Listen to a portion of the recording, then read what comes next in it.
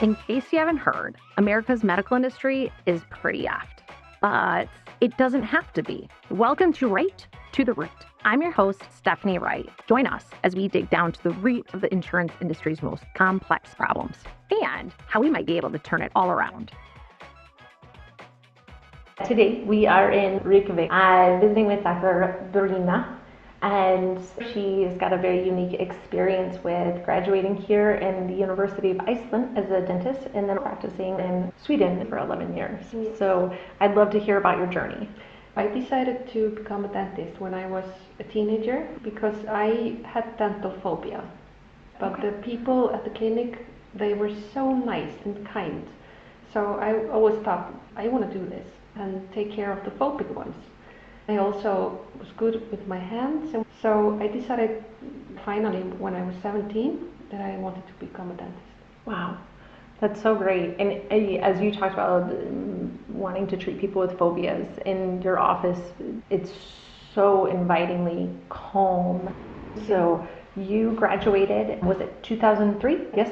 Did you practice here for a short period before you went to Sweden? Yes, 1.5. Did you work for somebody else then at that point? Okay. How easy is it when you leave university to find a job as a dentist here? Now it's very easy because we need more dentists. Yeah.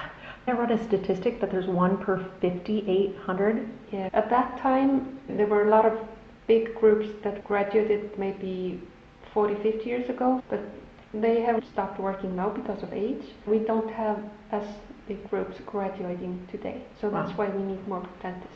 Yeah, it was incredible trying to look over the statistics of that because it's very unique on how many rural areas are here. So knowing that even orthodontics, how many people have to come as far as they did for Dr. Geesley, I believe it was one per 3,800 residents per dentist. And in New York City, it's one per 1,200, and in Chicago, it's one per 1,400. Yeah. We have larger groups coming out.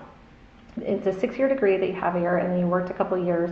When you moved over to Sweden, what kind of tests did you have to do to practice? Tests. Okay. I just had to send my papers to the office in Sweden, along with information about myself. 2 weeks later, I got the paper in the mail that I was able to practice dentistry legally in Sweden. And I think it's kind of a contract between the Nordic countries because the schools are all similar.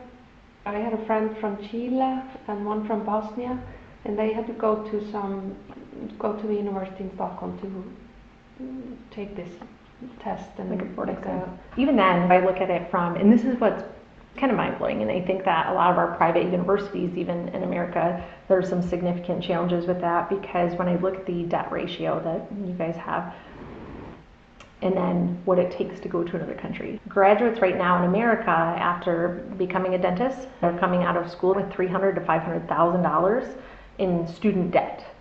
And then, if they want to go into something specialist, it's going to be that much more. Now, if you had a foreign trained dentist that wanted to come over, and no matter where it's at, and right now they would have to pass a English proficiency test.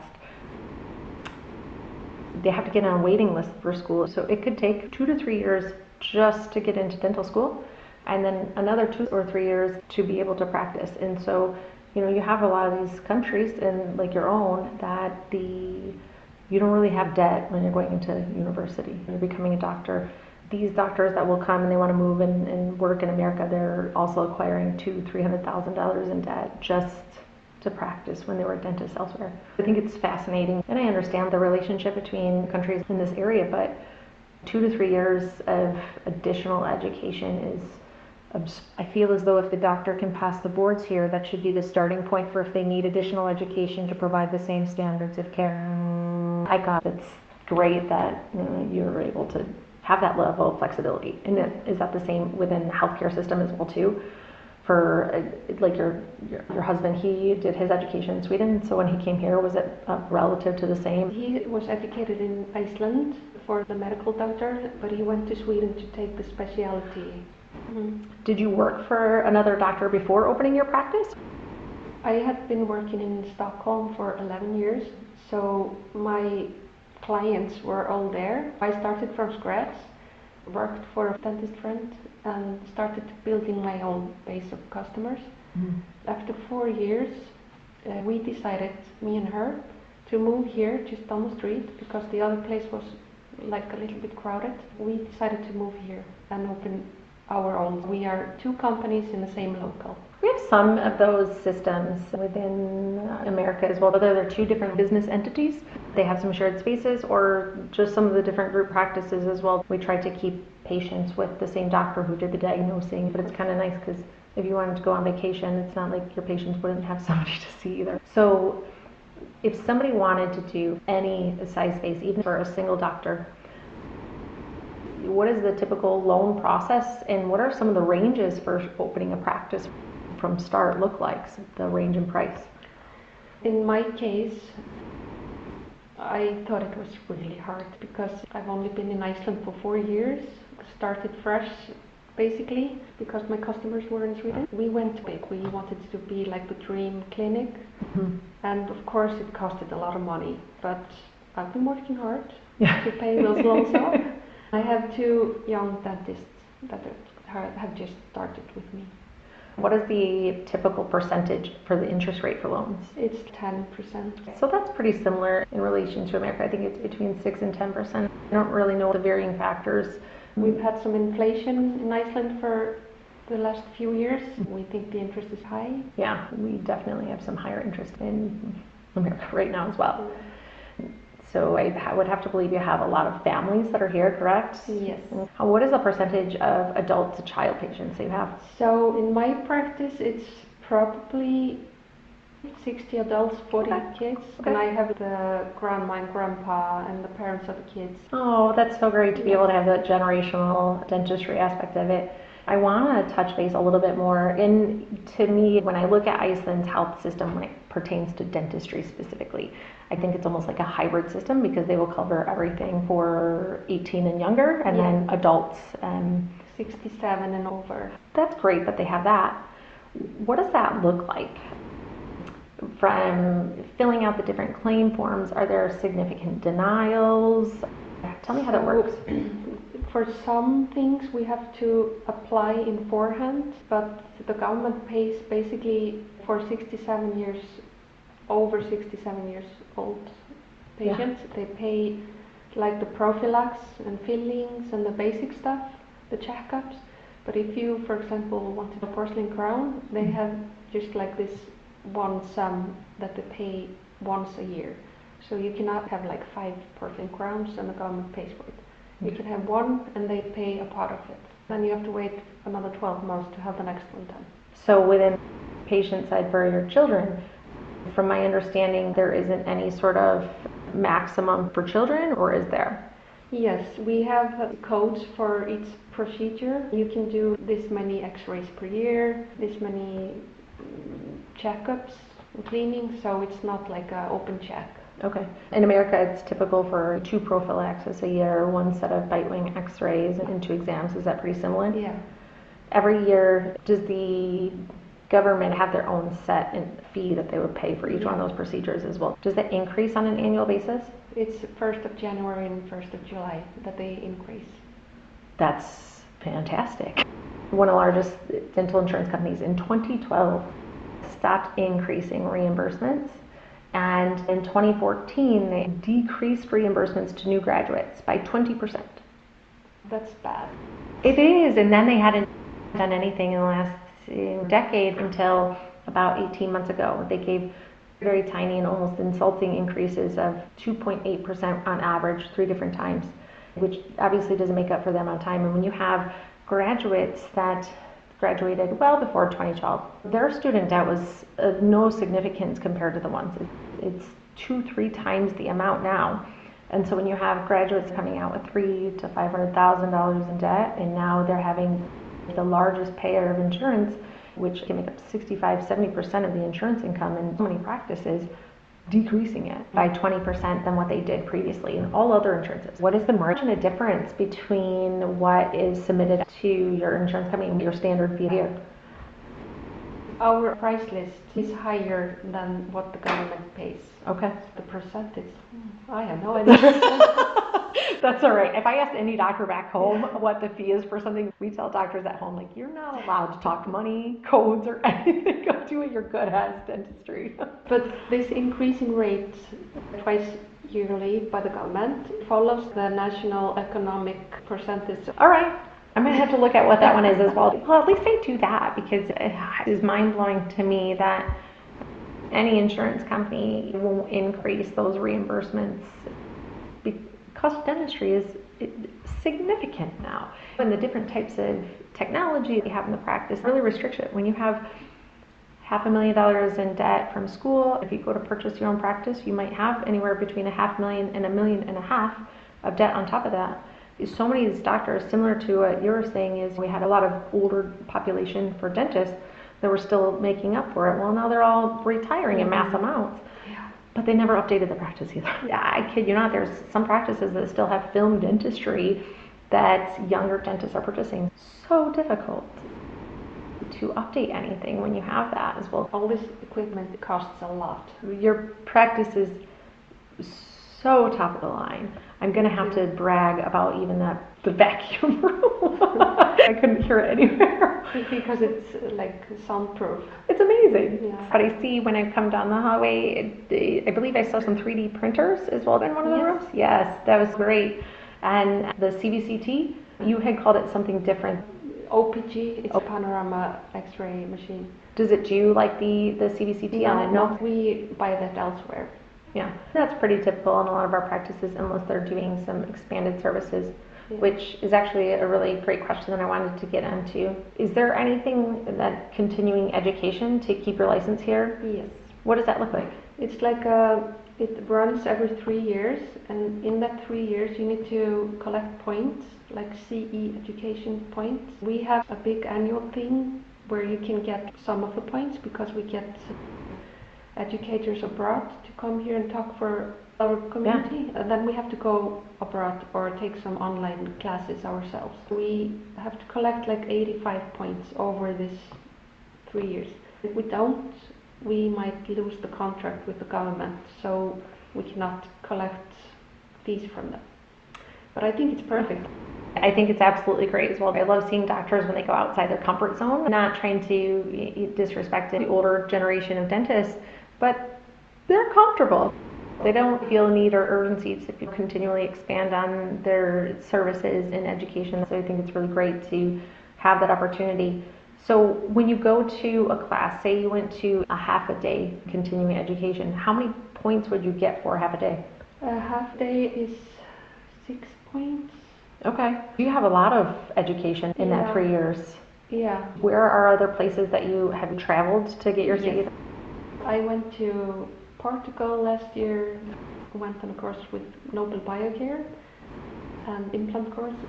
And then I went to Sweden in September, and it was like a sleep medicine course for 2 days.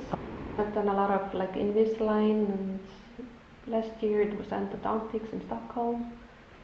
It's so easy for me to go to Stockholm because it's only 3 hours flight. Yeah, I would definitely navigate towards that as well too. Yeah. So do you have to personally finance the continuing education? My company pays for my courses. I didn't know if that was some sort of stipend that the government would offer into it as well. So you brought back, I want to circle back around to, is you're talking about the government contract. Yes. So upon graduation, do you apply for this government contract? What does that process look like? It's like an application, and you have to know every law about what you're supposed to as a dentist, about journal systems and all aspects besides being a clinician, and follow rules around X-ray. And you have to know these laws and fill in this application, and you also have to send in approvals, like a health department certificate for the clinic, and radiology certificate. So you have to send all kinds of documents, and then they approve you, and then you can get the contract. I think that's incredible. The part that I'm really interested to hear more about is that you have to be educated in the system. In university, the doctors learn a minimal amount about it, right? Yeah. But insurance fraud happens so frequently, and most of it by accident in the United States, because they don't receive any education. It is, even from the insurance companies, they might have this book that's 300 pages long, all sorts of stuff that the doctors I don't even know that they learn codes in most universities, but they don't have time to read it. And they think they know it. They usually purchase a practice that has some team members that have been there for 30, 40 years. The processes for what they submit claims or documentation oftentimes are considered fraud. And the dentist coming in doesn't know. They don't learn anything like that. I have to go into practices oftentimes and say, I understand you've been doing it for decades like this, and it wasn't illegal then, right? But it is now, and it's horrible for doctors to not have that piece of information to protect their license. And there's always going to be bad people out there. There's always going to be somebody that does something significantly fraudulent, but I don't think most of the population. And I strongly feel that at university there should be more education on those regulations and laws. There's a doctor in America that went to prison for his case. It's really unfortunate, and especially when it's dealing with the government. There's so many different guidelines and different rules that have been changed that it's almost impossible to keep up, especially when doctors have to be seeing patients in order to make money. Yes. I think also because we are so few, we are only 300 dentists in the whole country, we all know each other or know of each other, and I can send a text to a friend and ask. So we kind of help each other too. That's very helpful. I think that, again, I don't know that doctors even have that support circle of other doctors. There's all these online forums that they might go to. Oftentimes I'll read through some of these forums and I'm like, that's not correct, no. But they don't know any better. So having that tighter knit where the information is coming from. You get accepted with the government insurance aspect of it. How long does it typically take for the reimbursements? It's only a few days. It's all electronic. I just send what I did for all the codes, and usually it's paid out the day after or 2 days later. And which is especially from government. When you submit everything that's out there, is there a process if you're doing any specific procedures that would get denied for any particular reason? You get the denial at once, and then you need to send in an application, like, can I please do this? What are some typical ones that would have denials? For example, I had to do a hemisection of a tooth. The orthodontist asked me to do a root canal on a primary tooth and do a hemisection just to hold the gap open because the permanent tooth was missing. Then I tried to send in the bill and it didn't go through. So I wrote the application, sent in the referral from the orthodontist, and they approved it. Nice. Yeah. That would be unheard of in the United States as well. Some of the rules they have for even children not paying for some of the different crowns that maybe a child needs because of gross decay. Oftentimes on the denial from the insurance company, it will say a consultant decision. And you don't know if that consultant is an actual dentist. If there was a true doctor on the other end of it, say who it is that's looking at it as well too. And some of them are really bizarre. For adults, if you did a crown on a patient and maybe you did that buildup that was underneath it, and the insurance company wants to have an x-ray submitted, the insurance company can identify and say, no, I don't think that was necessary for the core. No, we're not going to pay that. Or patients with periodontal disease, there's this auto adjudication process where you just send everything out, and their computerized system that's looking through things. And if it's a patient of a certain age and you're doing scaling and rippling because they have periodontal disease, if we do 4 quadrants in one day, they will deny it. And there's no trying to fight for it back because they say that's not necessary. And even for periodontal disease, you have to show how much anesthetic you used. Otherwise, they won't pay for it. It's refreshing to hear in other countries that procedures, if you're telling me something very specialized and specific, a hemisection on a tooth, and that was the first one that came to your mind, and all I can think about is all of the other denials for procedures they will make their final decision on. And it oftentimes comes down to, if you want to go through this appeal process, it's very difficult and you're not guaranteed. And now it's how much time have you put into it and is it worth it as well. So what are some other types of denials that you see? If I have a new patient and there's a feeling that you have secondary caries underneath it, and I just make a new one, and get denial. Okay.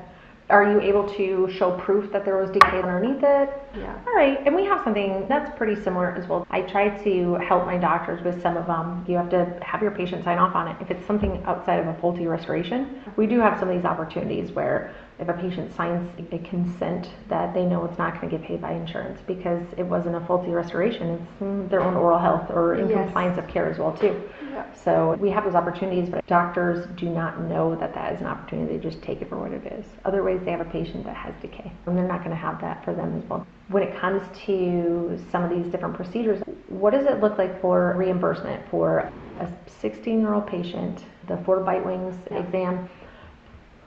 That I had calculated to US dollars, and it's about 200. Yeah, that's not too bad. I'm trying to think now. I think it's probably around $160 on average where I'm from for reimbursement. That's pretty decent to have that $200, and then it comes right away. And so there's the set of frequencies and limitations they have as well that's very similar. I think it's ideal. I understand that there's no perfect system out there. When it comes to your adult patients that are in the age difference between 18 and 67, something that was pretty remarkable to me, there's really great oral health here. And you have the 60-40 split of those adults. Tell me what that looks like. What is your percentage of periodontal disease that you see here? I do not have exact Europe. numbers. I think it's about 35%. But the fun thing is I've had some periodontal cases that I've got to turn around with better oral health, and they come regularly for cleanups. It's gotten much better. In America, if somebody doesn't have dental insurance, they have to look at sometimes, do I pay my house payment or do I go ahead and get something done? And that can be really hard because especially treating something as advanced periodontal disease, it can be very expensive and more frequent visits as well. So your older population, do they have a set annual amount of money the government will pay for?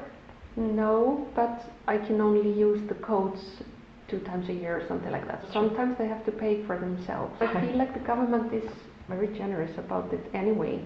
Usually I can do what I need to do in that range of codes that I have. Is anything advanced procedures such as implants, are those typically covered? Only like the porcelain crowns. It's the same amount of money you choose to have the implant or a crown, but only once a year for all prosthetics. What does typically a crown, when you're sending it off to lab, or if you're making it here, I see you have a lot of technology as well, what does that cost you on average in a range? So the patient pays $1,600 for a porcelain crown. It's like an Emax bonded with a nice adhesive, and the technician fee is $472 of that. But in Sweden, me and my friend, we had CEREC machine from Girona, so we made the crown in-house. That was fantastic. Do you have plans to have one here at all? I really like my dental technician. He is the best I've ever worked with. That's great. I really want to have this perfect job that I get back. Hey, when you can go ahead and just see the crown that needs no other adjustments, it's definitely worth that. He's fantastic. How many different labs are there in Reykjavík? I have no idea. Probably 20 or something. In America, for the last 50 years, you get your dental insurance that you already have to pay for on a monthly basis, and you get on average $1,200 a year. They still have those set frequencies and limitations. A patient that needs to have $1,600 worth of work, that's taking up all of their benefits that they have right then and there if they need one crown. Decades ago, a crown might be $40, $50 because it didn't cost that much. When you have a system in place that is not going to be a perfect at all, but when you get on average $1,200, and that's been the same for 50 years, it's insane to me, because I also know that patients' premiums that they pay on a monthly basis in order to have that.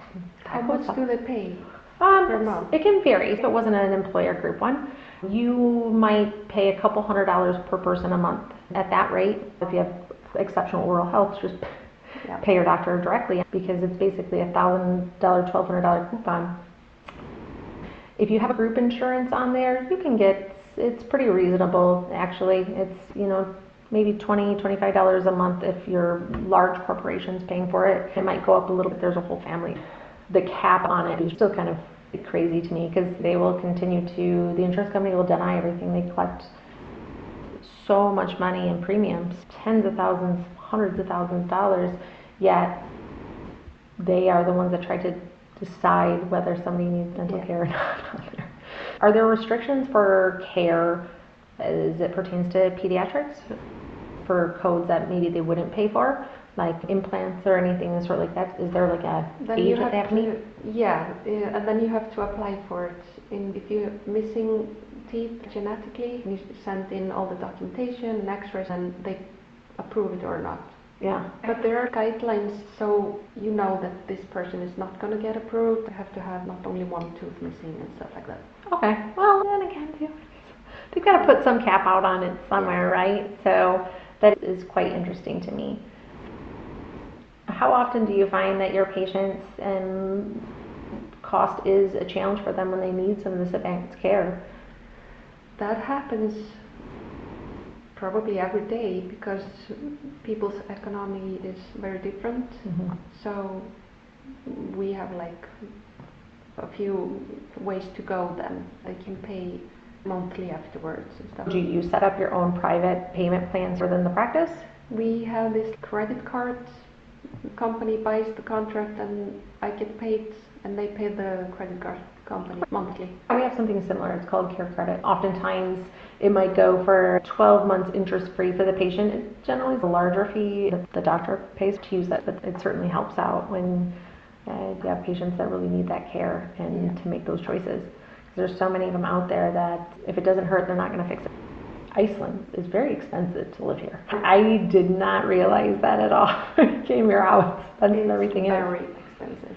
Yeah. Like if somebody, in America too, we're seeing a lot more college-age students staying with their parents longer because they can't afford to go out on their own. Do you see a lot of that as well? Especially for the last 10 years when the interest went up and all the houses and apartments prices got up as well. The younger people, they can't take loan, they can't buy their own places. So basically everybody's living with their parents or on a campus or something. Do you know what the median household income is here in Reykjavík? The answer is I'm a dentist, not economist. That is a great answer. So it is, in that one I know there's probably ranges from when doctors start out. We need to make sure that they're efficient and competent with their care as well. What is the typical range for a dentist graduating for a salary? Like what would the range they would anticipate to make? So here now in Iceland, most of the people, because we only have private practices, we don't have any government-run practices. Mm-hmm. The younger dentists, for example, the two that are working for me, they get a percentage of the income and take care of taxes and all the other expenses themselves. So it's usually, I would say, if you're working 5 days a week, like regular hours, you can get like, so for 100% before tax, it's about $12,000 a month. Oh, okay. Your taxes are higher. Yeah, they're high. And probably when you're starting to work, you do not have short appointment times like when you have the speed and the experience. But maybe after 1 year, when you're fast, this should be attainable. Yeah. You have patients in the chair all day. Well, and that's great to know that it's a similar system in regards to how they get their wages. It kind of gives them that motivation to continually expand on their skills and work on that efficiency aspect of it. I had some of my questions from listeners that came up. Let me see. We talked about how the acquiring of the loans work on it as well. I think we may have hit a lot of our topics. What do you believe the average adult would spend out of pocket on their dental care annually in Iceland? So the healthy patient that has a lot of buildup of calculus needs to come twice, and then we take x-rays once a year, but the cleaning twice, it's between like $200 to $500 depending on if they have to come once or twice. But if they need a crown and fillings, that's when it gets more expensive. Is it typical, especially because they have to pay for it out of pocket, if they only do one annual visit? I usually recommend if you have no cavities today, but you have older fillings, if you have good oral hygiene and not a lot of calculus, then it's enough to come once yearly. I'm trying to think, but as I think about the doctors, the dentists here per patient, you know, even at $3,800, It would be darn near impossible to see everybody if it was 2 times a year Yeah. at that ratio. Trying to have somebody get an appointment would be ridiculous. How long does patients typically have to wait when they call? So today, in my practice, I have the next appointment in February, and it's October now. But since I recently got 2 great new dentists, they don't have to wait that long if they accept meeting somebody else now, and then they meet me again next time. That's really great. One of my clients right now, if a new patient wants to call, they're taking just a name and number because they're pushing them so far, and by that time a patient might be calling around to a multitude of different places to go. Is it common for you after your patients leave from their hygiene and preventative visit, which you do have hygienists, correct? No. Oh, okay, tell me about this a little bit. You cannot educate yourself to be a hygienist in Iceland. We Okay. don't have that education here. We have a dentist and a dental technician and a dental assistant, but not hygienist. So we only have like 20 people in the whole country that are hygienists, that have gone to Sweden, Norway, or Denmark to educate themselves. Wow, so you're doing all the... Yes. My assistants help me with that. That's impressive. I'll have a lot of doctors when they first open up their practice, and you don't have a whole lot to do. And so many of them, even as it comes to periodontal care for scaling and root planning, I don't know if they would really do a great job. Because they have hygienists. That's all they do, day in and day out, to help that out. That's interesting. So my perio patient, we just schedule, like you have to come every 4 months. So they have their appointments ahead, so they don't have to wait 7 months for the next appointment. We just schedule it, and they're in my book, and that way I can... Absolutely, that would make the most honest sense. Good for you, doing the hygiene as well. But the assistants help me with the kids. They have polished everything when I come in. That's so great, though. All right. So the perio patients do get scheduled ahead, and then would you schedule the other ones out that 12 months as well, just so that they're in the books for scheduling? When the patient comes for a checkup today and needs to come next year, we make that appointment today. Okay. So everybody that is in the loop, Yeah. like we don't miss anyone. Okay. If they can't come that day, we need to push it. Yeah. How often do you get cancellations? During with the waiting list and on the phone calling people to fill the gaps. Yes. But now it's not that often because people call and ask to move their appointment. If they have to wait 4 months, they say, no, I'm going to keep my... But sometimes they just can't or are sick. Sure. Then we just book the next available and tell them we will call you when we have the next cancellation. Sure. So the girls in reception, they're very good keeping a list like this one needs to come soon.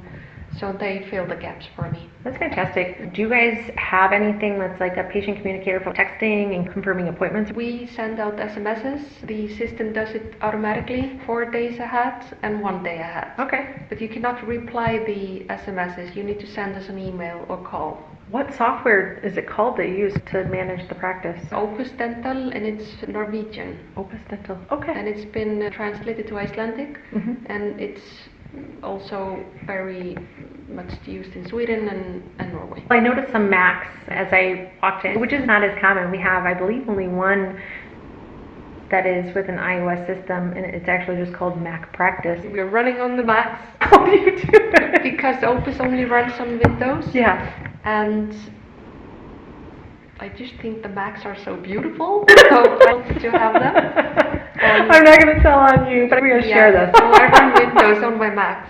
I didn't know that you could. Yeah. We have one of the softwares that I absolutely love in America. It's called Open Dental. It's a Windows or Microsoft brand. You would have to get a whole different cloud server to be able to run all of that on it as well. They are really pretty though. Yes. You notice it when you come in. There's just like that sleek outside, like a regular monitor. It would be bad. And then you get the big towers. It just is awful. Yeah. You have everything, because isn't it like all in one? White and clean. What is it? So... You know what HIPAA is, right? Like privacy protection and such? What is that? Okay. What does that look like here? So we follow the European rules called GDPR. This is kind of strict, and if you break it, you can get a fee from the union for about 4% of the annual practice income. Do you have to use different services to make sure there's not any sort of security breach online through your software? Or is that just not a thing here? No, we have this IT guy who takes care of everything according to the law that I mentioned in the applications for the contract for the government. We have to follow these rules. For example, if we want to go on the cloud, we cannot do that yet because it's illegal in Iceland to keep documents on a cloud or in a different country. The laws need to change for us to be able to use a cloud. Yeah, I guess I can understand it. They know what the cloud server is. There's just always something in America going on with some sort of security breach. I just don't understand the game. And we don't normally store credit cards, right? No. If you do, it's through your credit card terminal, which is, there's a PCI compliance and all of that. So it's like, why? I don't know. Everybody would want with a medical record. Right. So. It's unusual to me. You want to know anything about the Swedish system? So the Swedish system is really great. It's probably one of the best in the world. They have free dentistry for kids up to 23 years of age. They are going to lower the age to 19 next year, but still it's pretty good. It's better than nothing. But the dentists get really badly paid for it. So they try to not have that many kids. Everybody else above 23, they get a check every year for 300 Swedish kroner, which is about $30. Swedish people have great teeth. Their system is built so that the people that need dentistry the most get the most reimbursements. So everybody who is healthy, they pay themselves and get this $30 annually. Yeah. And if you go over 5,000 Swedish crowns, which is about $475 on a 12-month billing cycle, you get 50% reimbursement of everything over 5,000 to 15,000, which is $1,430. If you go over 15,000, they pay 75% of everything above that. I love that tiered system. But the only thing is that you only have 12 months to do everything. Sometimes you have to start a new cycle because you're almost run out of time. Yeah. And you need to do implants and crowns, and nobody knows when a tooth's gonna break. This is the best system I've ever heard of. It is. When I talk about how there's not this perfect approach, the one size fits all is definitely not it, right? You have here in Iceland kind of the next step up, but that is incredible that they have the different tiers that are available. Is receiving government funds similar as well too in Sweden as far as the application process to make sure that you're in a facility up to date? They pay a lot for dentistry, so of course they have to have a control system. Dentists have to use a lot of administration time to send in documents, but I think it's very normal that when they pay that much, you need to prove that you were doing the right thing. I'm a practice management consultant. I educate my doctor in the basics. Are there people here in Iceland or even in Sweden that you could hire to take care of a lot of the application processes? No, not that I know of, but there would probably be somebody working at that clinic that would take care of it and then run it by the doctor. Okay, all right. Well, that definitely still happens as well, so that's good.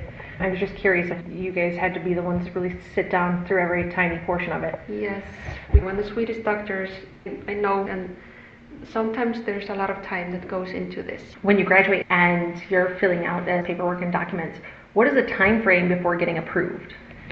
So when you have your certificate from the university, you send it to the health ministry and get the license just a week later, but you don't get the contract with the government until you have gone through the process, and it takes time to fill out everything correctly, so that's taking a few months for most of them. Okay. Yeah, there's thousands of dental insurance companies, and then each state in America has their own, we call it Medicaid system that's on there, and it's not a difficult application process besides the fact of there's just verbiage on there that almost sounds like it contradicts itself. It can be very, very confusing for a lot of doctors to be able to do, but it also will take 3 months, 4 months. So when a doctor graduates even from school, in order to be in network with some of these different insurance companies, they have to fill out an application for each one of them, including the government one, and then a lot of times it'll take up to 90 days for them to get approved. Sometimes doctors are practicing out of network, which can be the hindrance because of the reimbursements. Otherwise, they just can't practice. It's very unfortunate. So, with Sweden, what is it? Is the educational system similar to here? Yes, they have 4 dental schools. There are 10 million people living in Sweden. They have 4 dental universities spread over the country. They graduate probably 100 to 200 people each school each year, and they 5 years in Sweden. When you talk about how there's just not that level of decay, I think of the more educated population and their health system, you're obviously going to decrease some of those problems as well. Even in Iceland, you guys have such a great diet compared to Americans. That plays into it as well. Everything we have is processed and gross. In Sweden. What?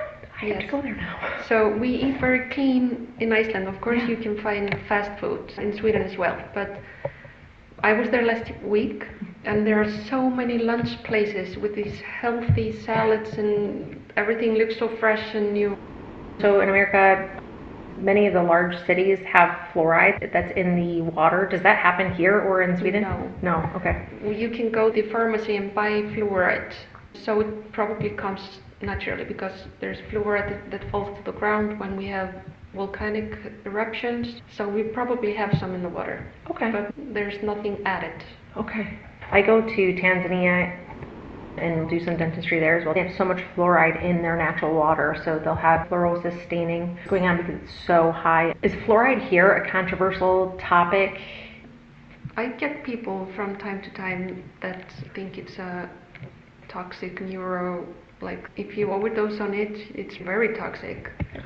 I don't know that anybody's sucking down tubes of toothpaste. Like there are so many documentation and science has proved it's very beneficial. Yeah, it happens more times than I'd like to admit. When I go to some of my client offices, I get to hear questions that are being asked, and sometimes I'm just a little bit mind blown on where they get their information from. What are things that patients get paranoid about? It's just the usual, like x-rays and amalgam, mercury leakage from amalgam. Do you do amalgam at all here? No. No, okay, yeah. I started working in Sweden in 2005, and then already it was banned. Some of your older dentists might do some of the amalgam that's here, and that's another thing to even bring up. Our insurance system, knowing that amalgam is hardly even taught in school. Insurance companies will say that they will only pay the fee for an amalgam in a posterior tooth as opposed to composite filling. So what they'll do is they'll submit out $150 for a filling, but the insurance company says, no, that's a back tooth, we only pay the amalgam fee, you get $65. We didn't ban the amalgam because of environmental issue, not because it was poisonous for the patient, and the EU is going to ban it totally from Europe in 2025. I feel there's not much, how do you say, like myths about dentistry. People are educated, and we try to educate them too. On every appointment, I'm probably repeating myself every How often year. do people floss? They Everybody always lies in America. They're always like, I floss like the wind when I've just been here, but then the floss is out, and then I don't floss again. At least they're honest. What are some other interesting things that you could tell me about dentistry between here or Sweden? In Sweden, for 11 years, I did one set of full dentures because everybody had teeth. Stop it. Yes. One set. So when I came back to Iceland, I didn't know how to. That's really impressive. Everybody had great teeth. They could be 95 years old with full dentition. That is remarkable. They started early with prophylax in Sweden. Yeah. Well, we try to educate on our side, and there's a lot of dental anxiety, but people have this kind of old world thinking of, I don't need to bring my kid in until they are 5, 6 years old and have all their teeth in, right? And we're trying to reverse that education to say, no, right away. Let's make sure everything's erupting and talk about nutritional counseling to help that out. But yeah, a higher educated population, you're going to have that as well too. And on top of their diets are phenomenal. Yes, and they've been practicing information and prophylax for decades in Sweden. They're the leader on so many brilliant people that come out of Sweden. My friend is an oral surgeon, and so he does what's called all on four. Do you guys do that here? Yeah, my friend does it. He's remarkable. I'm biased because he's a friend of mine, but he truly is remarkable in his work and in changing the lives of people. That's the part that bothers me when it comes to these health systems. A smile is a quality of life. Eating is a quality of life, and so when you have somebody that they want to cover themselves to talk or to eat, dental insurance is just not accessible. Yeah. Something's got to change in that part. I'm fortunate enough to have insurance. Both Jeremy and I are business owners. He has group insurance that's come through his insurance company and stuff, but there are the amount of Americans that have absolutely no insurance. I was one myself when my children were very little. As a single mom, I was terrified of becoming sick. I would go very long and just hold it out if I had something going on, and it still is to this day. It's refreshing when I come to places and hearing some more progressive action when it comes to healthcare. People need it. And the patient that you mentioned, if somebody in Sweden needs all on four, that's the patient that the system catches and pays for most of the treatment. The people that need the most get the most in reimbursement. So that's how it should be. Is there action happening here in Iceland to make a system similar to that? Yes, we have a great president of the Dental Association right now. She's very good in making good contracts, and she's been fighting hard and got a really good deal for the patients last time. That's really fantastic. Our dental associations, I think that they try, but it doesn't really go far. And so that is, this is why I'm here. I think education is so important. A universal health system is thought to be a privilege. Insurance is thought to be a privilege in America. People don't see that should be a basic human right. There's no perfect system out there, but I'm really hoping that through this I can educate people and hold insurance companies accountable. It's just wrong what's going on. Patients oftentimes don't realize the impact. They blame the doctor when they don't have something that's covered, and that's part of the process to educate the patients. Hopefully I can make some change and be the next Erin Brockovich. You have been an absolute delight to visit with. I was really excited to speak to you because of your experiences in 2 different countries. I'm pretty tenacious. I'm pretty open, so I was like, sure. But again, I can't thank you enough. It's been so great visiting with you. You're so welcome. Nice to have you. Now I have to go and visit Sweden and eat some really great food. Yes. Well, again, thank you. I'm probably going to stay in touch. I might have more questions for you, afterwards. You're welcome. So thank you so much. Thank you too.